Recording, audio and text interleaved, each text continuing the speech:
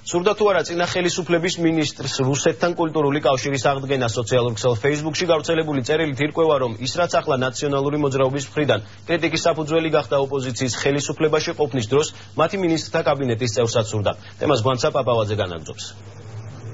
გავრცელებული წერილი 2008 წელს აგვისტოს 3-დან 3 თვის შემდეგ არის დაწერილი. წერილის ავტორი გრიგოლ ვაშაძეა, რომელიც 2008 წლის 1 ნოემბრიდან დეკემბრის ჩათვლით კულტურის მინისტრის თანამდებობაზე მუშაობდა. რუსეთის კულტურის მინისტრს ვაშაძე წერს, რომ უნდა გადაიდგას კონკრეტული ნაბიჯები რუსეთ-საქართველოს კულტურული ხიდის აღსადგენად. კულტურული ხიდის აღსადგენად კი გრიგოლ ვაშაძე 2009 წლის გაზაფხულზე მოსკოვში ქართული შემოქმედებითი ჯგუფების გასტროლებისა და ნამუშევრების გამოფენის მოწყობის წინადადებით გამოდის. კონკრეტულად საქმე ეხება მარჯანიშვილის, რუსთაველის ოპერისა და ბალეტის სახელმწიფო თეატრს, ასევე ჩამონათვალშია ანსამბლი ერისიონი, ცეკვისა და სიმღერის ეროვნული ანსამბლი, რომლის მიერ დაახლოებით 1 თვის წინ მოსკოვში მოწყობილ გასტროლებს აზრთა სხვადასხვაობა მოყვა საზოგადოებაში. მაშინ განსაკუთრებული კრიტიკული გამონათქვამებით გამოირჩეოდა ნაციონალური მოძრაობის წევრები.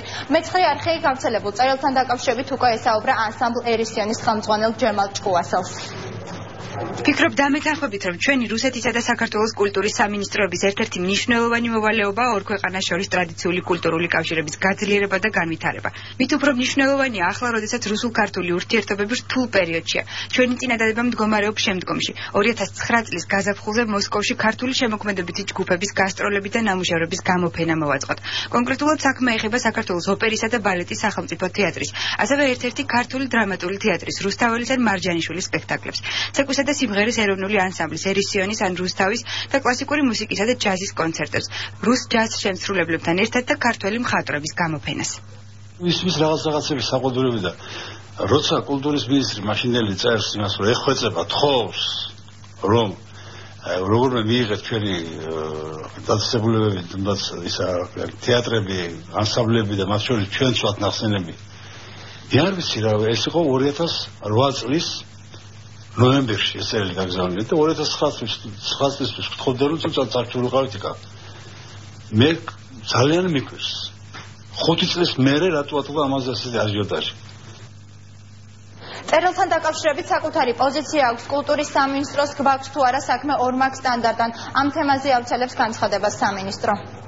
ამბავი, როდესაც ომის დამთავრებიდან 3 თვეში იწერება ასეთი წერილი, დღეს ის ხელისუფლება, რომელიც ამ წერილს მხარს უჭერდა და ბატონი გრიგოლი 2 თვეში კარგად თავისუფლეს სამსახურიდან საგარეო საქმეთა მინისტრად დაინიშნა. ანუ ამაში მას საყვედური არ მიუღია. ეს ასე არ უნდა იქცეოდნენ. ეს მე ვფიქრობ, რომ კიდევ არ მცდელობა საზოგადოების მოტყუების და დაბნევის და თვალის ახვევის, მაგრამ მე ვფიქრობ, რომ აქ უკომენტაროთ ამას კომენტარიც არ ჭირდება, ყველაფერს მიხდება ძალიან კარგად.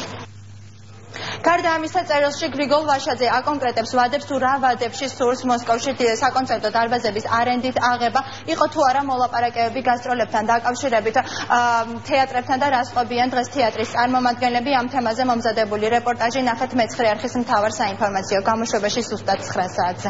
მადლობა, ეს გვანცა